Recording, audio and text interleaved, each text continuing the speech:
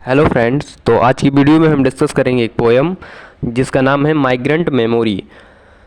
यह पोएम जो है ये मीना अलेक्जेंडर द्वारा लिखी गई है। मीना अलेक्जेंडर जो कि एक इंडो अमेरिकन पोएट हैं और इनका जन्म जो है 17 फरवरी 1951 को इलाहाबाद इंडिया में हुआ था। इलाहाबाद जो कि उत्तर प्रदेश का एक डिस्ट्रिक्ट है वर्तमान समय में, जिसका नाम जो है प्रयागराज रख दिया गया है। वहीं पे इनका जो है बर्थ हुआ था, इनका जन्म हुआ था। और ये जो है एक इंडियन पोएट हैं, स्कॉलर हैं, राइटर हैं, एसेइस्ट हैं और एक प्रोफेसर हैं। इनके फादर जो है वो एक मेट्रोलॉजिस्ट थे। वैसे ये जो है मूल निवासी जो है साउथ इंडिया की थी, लेकिन इनके फादर जो है मेट्रोलॉजिस्ट थे, तो वो प्रयागराज इलाहाबाद में जॉब करते थे, जिस कारण वो यहीं रहने लगे थे। तो इस वजह से इनका जो बर्थ है वो यहाँ प्रयागराज इलाहाबाद में हुआ था।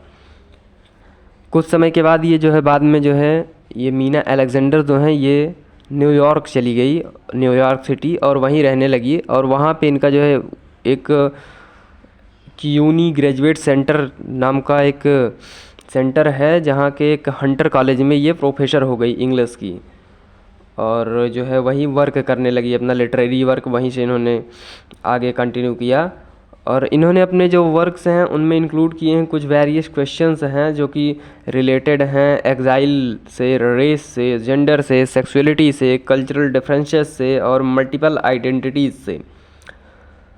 इनको जो है वेरियस लैंग्वेज का भी नॉलेज है, वो जैसे कि वो लैंग्वेजेज हैं Malayalam, Hindi, Tamil, Arabic, English and French. ये कुछ जो है वेरियस लैंग्वेजेज हैं जिनके बारे में पोएट जानती हैं, जिनको इन लैंग्वेजेस का नॉलेज है। और इस पोएम में जो है पोएट ने माइग्रेंट मेमोरीज़ के बारे में डिस्क्राइब किया है। माइग्रेंट मेमोरीज जो हैं ये एक इनोवेटिव पर्सपेक्टिव प्रोवाइड करती हैं पावर ऑफ कल्चरल मेमोरी का, जिसका इन्फ्लुएंस जो है सिनेमा और इटालियन डिस्पोरा में हुआ था ब्रिटेन में। तो उन सभी को ये पोएट जो है अपनी इस माइग्रेंट मेमोरी नामक पोएम में डिस्क्राइब करती हैं।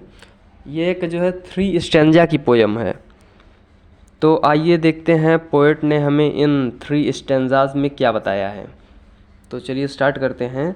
फर्स्ट स्टैंजा में पोएट ने बताया है मिराजेस के बारे में। मिराजेस जो कि डेजर्ट में पाए जाते हैं समर सीज़न में, गर्मियों के सीज़न में जो है डेजर्ट में आप जब जाएंगे तो आप दोपहर के टाइम पे देखेंगे कि वहाँ पे कुछ दूर पे आपको ऐसा लगेगा जैसे पानी भरा हुआ है, लेकिन जब आप वहाँ पर पहुँचेंगे तो वहाँ ऐसा कुछ होता नहीं है।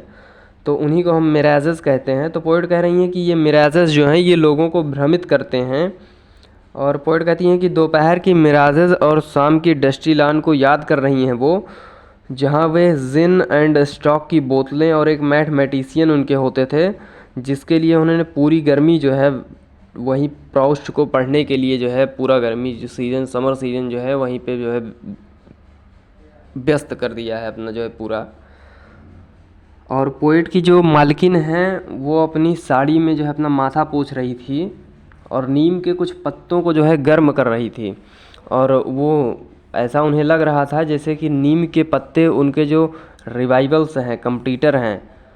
तो यह देखकर पोएट की जो मदर हैं, जिनको पोएट अम्मा कहती हैं, वो हवा में फुसफुसा रही थी कि असली बनो, बी ओरिजिनल, असली बनो। और वो बोलती हैं कि अच्छा स्टॉक का जो एक हस्बैंड है उसे लेना चाहिए तुम्हें, क्योंकि जो प्यार होता है वो अंधा होता है। और यही सुनकर उनके अप्पा जो हैं, उनके फादर जो हैं, वो थोड़ी धीमी आवाज़ में बोलते हैं कि आपको दहेज नहीं, आपको सेल्फ की ज़रूरत है, सेल्फनेस की ज़रूरत है। आगे सेकंड स्टैंजा में पोएट बताती हैं कि बहुत समय पहले जब उनकी दादी जो हैं, जिनका नाम एली है, उनकी दादी एली ने जब गोल्ड पहना था और गोल्ड पहनकर वह नाव से जो है अपने धान के खेत में गई थी, उस समय उन्होंने अपनी डायरी में कुछ लिखा था। वो लिखती हैं कि ठिकाने हमें दूर करते हैं और दूरियां हमें चौंका देती हैं। यह उन्होंने अपनी डायरी में मेंशन किया था। तो पोएट उसके बारे में बताती हैं और आगे बताती हैं कि वह जो है हल्दी को पीस कर ले जाती थी और कुछ मेथी के दाने जो हैं वो अपने बिस्तर के पास रखती थी। और वह मतलब इन मेथी के दानों को क्यों रखती थी ऐसा जो है किसी को मालूम नहीं है कि वो ऐसा क्यों करती थी। और उन्होंने कुछ नीम की पंखुड़ियाँ, जो नीम के फ्लावर होते हैं, उनको जो है हमेशा अपने पास रखती थी। और वो बताती थी कि हमें कुछ 2-4 रुपए चाहिए, उससे वो एक नया टी पॉट लाएंगी, एक बर्तन ले आएंगी, ताकि उनकी जो गर्भावस्था में उनका एक लिटिल सन है उसकी स्कर्ट पर एम्ब्रॉयडरी की जा सके। उसके लिए ये सारी जो है सिस्टम्स उन्होंने जनरेट किया है, ये ऐसा बताती हैं पोएट। और वह जो हैं इन चीज़ों को अपने एक डायरी में नोट किए रहती हैं, जो कि उनकी एक लवली मेमोरी में सेव रहता है। तो ये सेकंड स्टैंजा में पोएट ने ये डिस्क्राइब किया है। आगे लास्ट स्टैंजा में, थर्ड स्टैंजा में पोएट बताती हैं कि एक डर्टी वैली जो है वो उनके बगीचे में उग जाती है, मतलब एक गंदी वैली जो है वो उनके बगीचे में जो है उग जाती है। तो उसका जो वेस्टेज है वो आके उनके दरवाज़ों में फंस जाता है, और वो क्वेश्चन करती हैं कि वेयर इज़ अप्पा एंड अम्मा, उनकी दादी कहाँ है, वेयर इज़ अम्मा। तो इसके बाद जो है वो उनको ढूंढती हैं और बताती हैं कि उनकी जो दादी थी वो एक नेशनलिस्ट थी, एक राष्ट्रवादी थी।